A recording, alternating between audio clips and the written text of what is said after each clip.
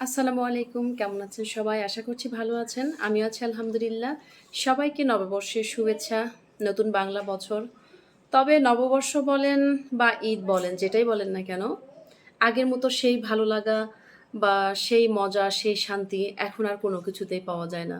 আমাদের ছোটবেলার কথা বলি যে, আমরা ছোটবেলায় ঈদে যেমন মজা করেছি বা ঈদের আগের রাত বলেন বা ঈদের দিনটাকে আমরা যেভাবে এনজয় করেছি বা ঈদের যেই প্রস্তুতি আমাদের ভিতরে যে আনন্দটা কাজ করতো, সেটা কিন্তু এখন আর করে না।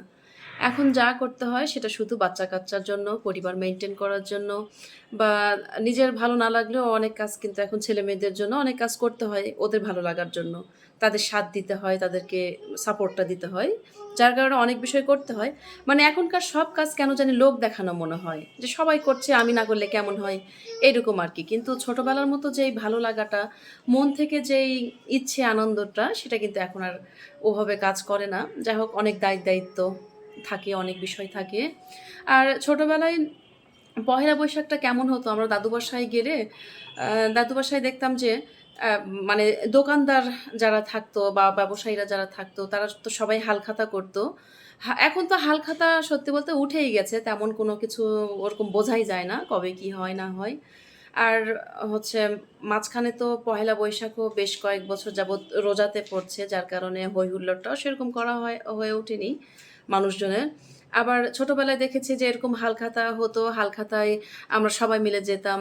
মানে হালখাতায় কি হয় যে সারা বছরে যা বাকি থাকে লোকজনের সেগুলো সবকিছু পরিশোধ করে দেওয়া হয়। সেগুলো শেষে মানে কুশল বিনিময় করা হয়। আবার খাওয়া-দাওয়ার আয়োজন থাকে। মিষ্টিমুখ করা হয়। লুচি, পুরি, বুন্দিয়া, তারপরে দই, চিঁড়া-মুড়ি আরো অনেক কিছু। এই জাতীয় খাবার ছোটবেলায় খেতাম বা বিশেষ করে এই লুচি, পুরি, বুন্দে এসব খাওয়ার জন্য আরো বেশি হালখাতায় যেতে ভালো লাগতো বা আগ্রহ করতাম। সেই ছোটবেলার যে আনন্দটা বা যেই মজাটা সেটা এখন আর নেই বা এই লুচিপুরি খাওয়ার এই সিস্টেমটাও এখন আর নেই। মানে হালখাতায় এরকমভাবে মিষ্টিমুখ করে যে বাকির খাতাগুলো বা সবার যে বাকি থাকে সে বাকিগুলো পরিশোধ করে নতুন খাতা আবার শুরু করা হতো। যাই হোক গ্রামের দিকে এই প্রচলনটা বেশি ছিল বা হতো। ছোটবেলায় আমরা নিজেরাও গিয়েছি এরকম অনেক হালখাতায়। আ খুব আ ভালো লাগতো সেই বিষয়টা। এখন আর সেই জিনিসগুলো দেখা যায় না। সেই মজাটা আর পাওয়া যায় না। এখন ঈদেও আর কেন জানি আগের মতো আর সেই শান্তিটা, সেই ভালো লাগাটা পাই না। এখন শুধু ওই যে বললাম লোক দেখানো, করতে হবে তাই করা আরকি। এখন কোন দিক দিয়ে কি যায়, কি দিন যায়, আমার সারাটা দিন কিভাবে যায় ঝামেলার মধ্যে, ব্যস্ততার মধ্যে, ছেলেমেয়েদেরকে সময় দিতে বা নিজেরও অনেক ব্যস্ততা থাকে। সবকিছু মিলে কোন দিক দিয়ে যায় কিছুই বুঝতে পারি না। আমি যে নিজে একটা ভিডিও তৈরি করি সেই ভিডিও তৈরি করাটাই মানে অনেক কষ্টকর, অনেক কঠিন হয়ে দাঁড়ায় মাঝে অনেক সময় দেখা যায়। তারপরেও যাই হোক করতে হবে, করছি। আবার দেখেন আগে পহেলা বৈশাখে কত সুন্দর মেলা বসতো। এখনো হয়তো মেলা বসে, অনেক জায়গাতেই মেলা হয়। কিন্তু আগের মতো মেলার যে আনন্দটা সবাই মিলে দলবল ধরে মেলায় যাওয়া, সেই শান্তিপূর্ণ পরিবেশও এখন আর নেই, সেই ভালো লাগাটা এখন আর নাই। সেই ঘুরে বেড়ানোটা এখন আর আগের মতো কোনো কিছুই এখন আর নেই আসলে।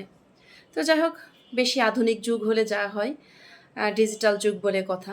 তো যুগের সঙ্গে তাল মিলিয়ে আমাদেরকেও চলতে হবে। তো সকলে ভালো থাকবেন, সুস্থ থাকবেন। এর মধ্যে দিয়েই আমাদেরকে এগিয়ে যাওয়ার চেষ্টা করতে হবে। তো সকলকে আবারও নববর্ষের শুভেচ্ছা।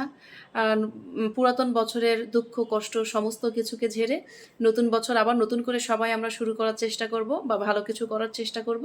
সকলে আমার জন্য, আমার পরিবারের জন্য, আমার সন্তানদের জন্য দোয়া করবেন। আপনারা সকলে ভালো থাকবেন, সুস্থ থাকবেন। তো আল্লাহ হাফেজ। আবারও সকলকে শুভ নববর্ষ।